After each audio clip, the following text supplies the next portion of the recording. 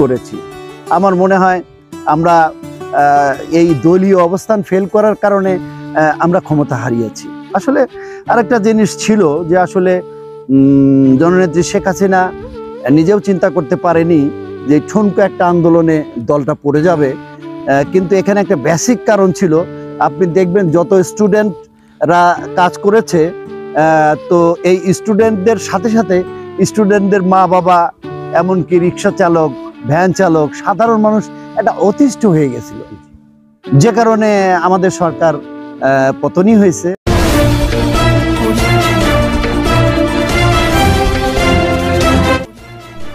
MTV সত্যের সন্ধানে। সুপ্রিয় দর্শকবৃন্দু, এমটিভির পক্ষ থেকে সবাইকে জানাচ্ছি শুভেচ্ছা ও ভালোবাসা। আজকে আমরা এমনই একজনের সঙ্গে কথা বলবো যিনি বিগত আওয়ামী লীগ সরকারের সময়ও তিনি বিভিন্ন বিষয় নিয়ে তিনি সমালোচনা করে আসছেন, এবং এই যে 5ই আগস্টের পর থেকে তিনি জাতীয় রাজনীতি এবং স্থানীয় রাজনীতি, সেই রাজনীতি নিয়ে বিভিন্ন সমালোচনা করে আসছেন।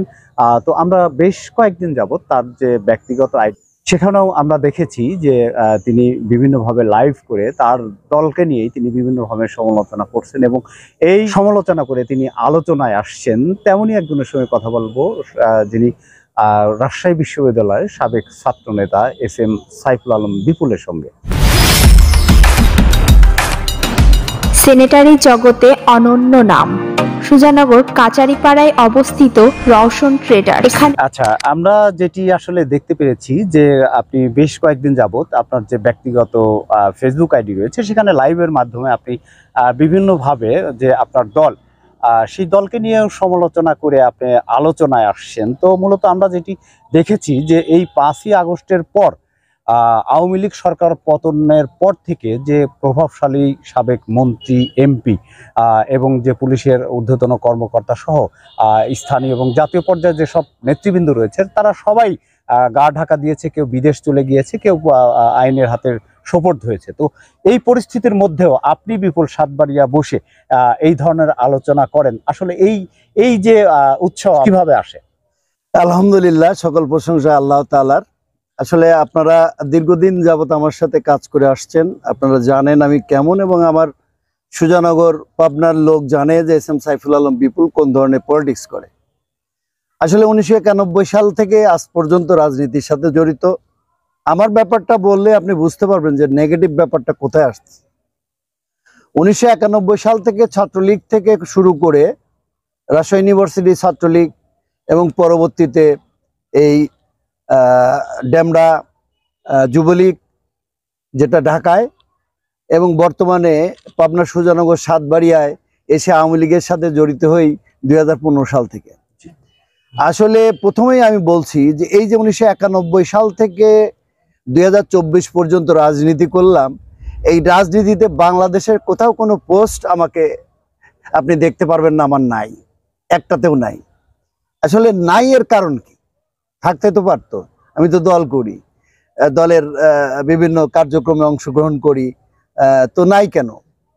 আসলে দেখেন, 91-এর পরে পরবর্তী পর্যায়ে 2008-এর পরবর্তী পর্যায়ে যখন আওয়ামী লীগ সরকার ক্ষমতায় আসে, এই আওয়ামী লীগটা টোটালি আমাদের এককেন্দ্রিক ক্ষমতায়ন প্রতিষ্ঠিত হয় বাংলাদেশে। যেমন জননেত্রী শেখ হাসিনা থাকলে, এবং সবাই আমরা ডিপেন্ডেবল জননেত্রী শেখ হাসিনার উপর। আসলে এটাকে একরকম পিরামিডের মতো বলতে পারেন, যে কেন্দ্রবিন্দু থেকে ক্ষমতা ভাগ হয়ে যাচ্ছে। আসলে গণতন্ত্র এবং টোটাল পলিটিক্সের অংশ হচ্ছে নিচে থেকে যে নেতা, প্রাইম নেতা, তার উপর শক্তি প্রতিষ্ঠিত হয়। এটা আমি পলিটিক্যাল সায়েন্সের স্টুডেন্ট, আমি ইন্টারন্যাশনাল পলিটিক্সে এটা পড়ে এসেছি। আসলে এমনটা ঘটে নাই। জননেত্রী শেখ হাসিনা দেশকে উন্নত করতে চেয়েছে, দেশকে ভালোর দিকে দিতে চেয়েছে, সেটা করেওছে সে। কিন্তু মস্ত বড় একটা ভুল হয়ে গেছে আমাদের। সেটা হলো 2008-এর পর থেকে এই সংগঠন, বাংলাদেশ আওয়ামী সংগঠন, যেটা 50-এর দশকের আগে সৃষ্ট একটা সংগঠন, এই সংগঠনকে কন্টিনিউ করবে। সৈয়দ আশরাফ হোসেন চলে যাওয়ার পর সৈয়দ আশরাফ হোসেনকে আমি স্যালুট জানাই, এবং তিনি যতক্ষণ পর্যন্ত ছিলেন বাংলাদেশ আওয়ামী লীগে, বাংলাদেশ আওয়ামী লীগ নিয়ে কথা বলার মতো লোক ছিল। এর পরবর্তীতে জননেত্রী শেখ হাসিনা ছাড়া আওয়ামী লীগ নিয়ে আওয়ামী লীগের সংগঠনটা তৈরি করার মতো লোক আমাদের আর হয় নাই। এখানে না হওয়ার কারণটা কি? জননেত্রী শেখ হাসিনা ব্যক্তিগতভাবে উনি দেশের ডেভেলপ করতে চেয়েছেন এবং করেছেনও। এবং আমাদের সাধারণ সম্পাদক যে ছিলেন, দীর্ঘদিনের সাধারণ সম্পাদক আব্দুল কাদের স্যার, উনাকে অবশ্য দায়িত্ব দেওয়া ছিল বাংলাদেশ আওয়ামী সংগঠন করার জন্য, কিন্তু আওয়ামী সংগঠন আর করে হয়ে ওঠে নেই। আপনি দেখেন আমরা কি করেছি, আমরা রাজনীতি করি, আমরা কি করি। আমাদেরকে বিভিন্ন নির্বাচনে, জাতীয় নির্বাচন, এমপি নির্বাচন, উপজেলা নির্বাচন, এমনকি ইউনিয়ন পরিষদ নির্বাচনে একটা ব্যক্তির জন্য ভোট চাইতে বলা হয়, বা দুইজন প্রার্থীর পক্ষে আমরা বিভিন্ন জন ভাগ হয়ে ভোট চাওয়া শুরু করি। আসলে বিগত 15 সাল থেকে আজ পর্যন্ত, মানে প্রায় 9 বছর, এই 9 বছরে আওয়ামী লীগের কার্যক্রম ত্বরান্বিত করার জন্য সদস্য সংগ্রহ, গুচ্ছ মিটিং, আওয়ামী লীগের মিটিং, আওয়ামী লীগের ত্রাণ কার্যক্রম, আওয়ামী লীগের একটা কি বলে উঠান বৈঠক, এই ধরনের কিন্তু আমি পাই নাই। কেন পাই নাই? এই যে নির্বাচন, আমরা নির্বাচনের জন্য কাজ করতেছি, তারপরেই আর কাজ নাই। কারণ কি? কারণ হচ্ছে ওই যে নির্বাচিত যে সদস্য হলো, মেম্বার অফ পার্লামেন্ট বলেন, উপজেলা চেয়ারম্যান বলেন, এই ব্যক্তিগুলোর হাতে ক্ষমতা চলে গেল। তা সেই ক্ষেত্রে আওয়ামী লীগ যেটাকে মাদার শক্তি বলা হয়, যে আওয়ামী লীগ থাকলে সরকার থাকবে, আওয়ামী লীগ যদি প্রতিষ্ঠিত না থাকে সরকারের স্থায়ী থাকবে না। আসলে ব্যাপারটা হয়েছে উল্টা, যে সরকার থাকলে আওয়ামী লীগ থাকে, এমনটা হয়ে গেছিল। এটাকে আমি ধিক্কার জানাই। এটা হতে পারে না। কারণ 1971 সালের ঘটনা অনেকেই জানেন। তার আগে 1948 সাল থেকে এই দলটা কাজ করে আসছে। তো দল যদি সঠিক না থাকে, দলের স্থায়িত্ব যদি না থাকে, আপনি রাষ্ট্র কতদিন একটানা চালাতে পারবেন? মূল বিষয়টা আপনি যেটা বোঝাতে চাচ্ছেন যে আসলে যে এই যে জনপ্রতিনিধি যারা এই বিগত সময়ে যারা নির্বাচিত হয়েছিলেন, আসলে এরা তো যে 5 বছর প্রতিনিধিত্ব করার পর যে পুনরায় আবার জনগণের কাছে গিয়ে ভোট চাইতে হবে, ভোট নিতে হবে, সেটা নিয়ে ব্যস্ত। সেটাও সেই জবাবদিহিতার জায়গাটাও ছিল না, যেহেতু দল যাকে মনোনয়ন দিয়েছে সেই নির্বাচিত হয়েছে। আপনি সাধারণ ভোটারদের কাছে যেতে হতো না। আপনি আরেকটা জিনিস দেখেন, যে এখানে বাংলাদেশ আওয়ামী লীগের বিভিন্ন পর্যায়ে, জেলা পর্যায়ে যে সভাপতি সেক্রেটারি থাকে, এখানে একটা পোর্টফোলিও থাকে, 71 সদস্য বিশিষ্ট অথবা 151 সদস্য বিশিষ্ট অথবা 121 সদস্য বিশিষ্ট একটা পোর্টফোলিও থাকে, সবাই নেতৃত্বে আসে। আপনি এমন কোনো জেলা আমাকে দেখাতে পারবেন না, এমন কোনো উপজেলা দেখাতে পারবেন না, এমন কোনো ইউনিয়ন দেখাতে পারবেন না, শুধুমাত্র সেখানে সভাপতি এবং সেক্রেটারি কর্তৃত্ব ছাড়া আর কারো কর্তৃত্ব নাই। এখানে দেখবেন আপনার একে অন্যের সাথে গ্রুপিং, মানে এই গ্রুপ, মানে আমরা যেন দুইটা গ্রুপ আওয়ামী লীগ করি, অথচ একই জেলায় দুইটা গ্রুপ। তো এই গ্রুপ ওই গ্রুপের সাথে লাগছি, ওই গ্রুপ ওই গ্রুপের সাথে লাগছি, উপজেলায় এই গ্রুপ ওই গ্রুপের সাথে লাগছি, ওই গ্রুপ ওই গ্রুপের সাথে লাগছি। এমনটা তো না, দলটা তো এমন না।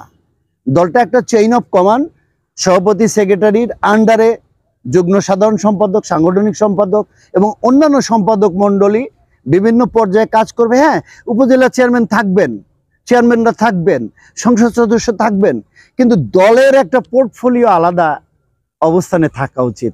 কিন্তু সেটা আমরা ফেল করেছি।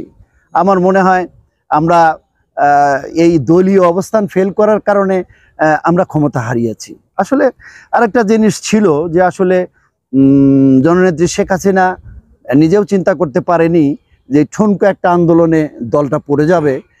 কিন্তু এখানে একটা বেসিক কারণ ছিল।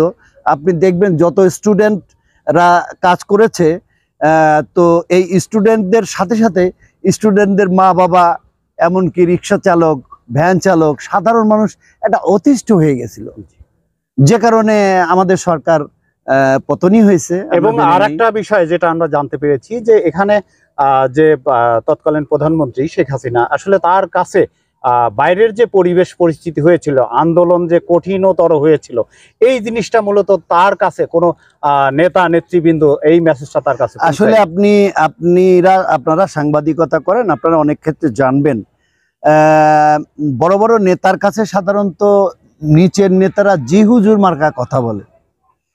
এবং তার কাছে এবং এটা রাসূলের কাছে অনেক সময় সত্য কথা পৌঁছাতো না। রাসূলের চেয়ে তো বড় আর নেতা পৃথিবীতে কেউ নাই।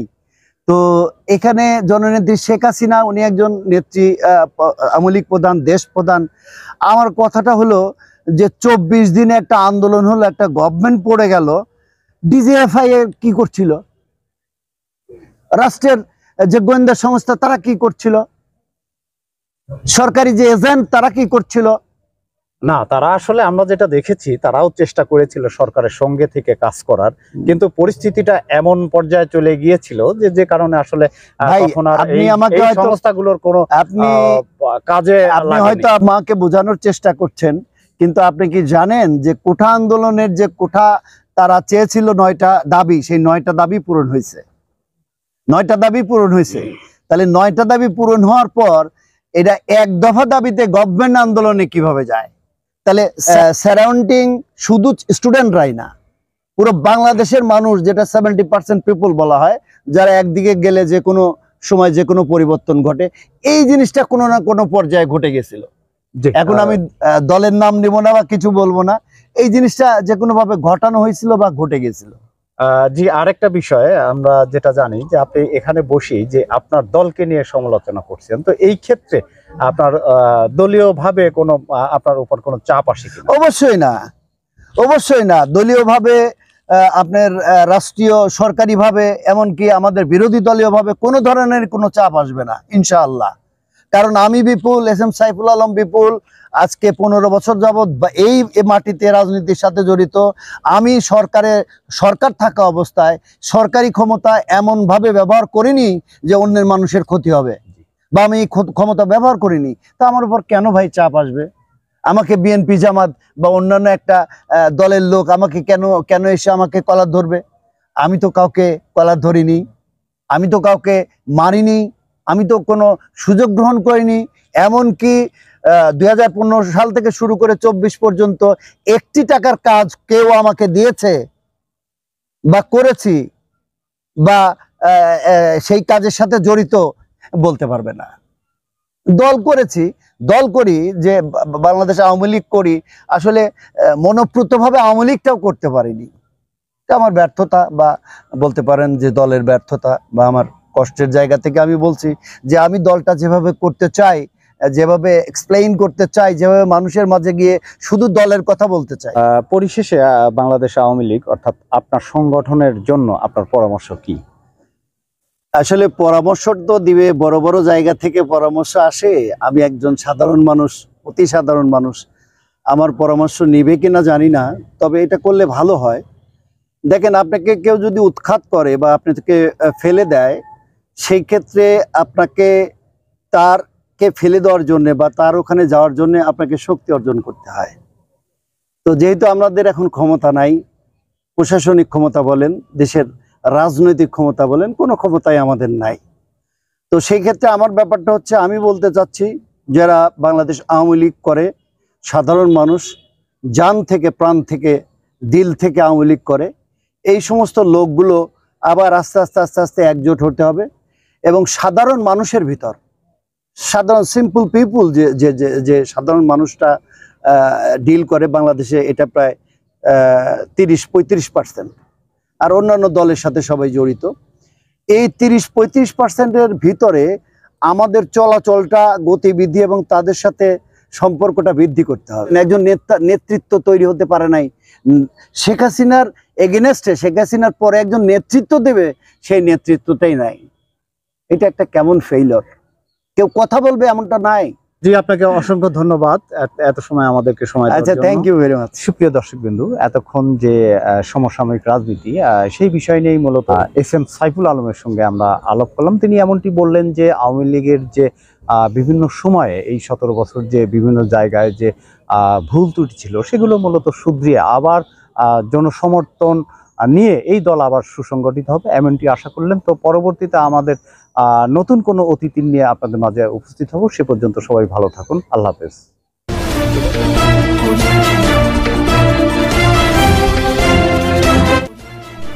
এমপিবি সত্যের সন্ধানে।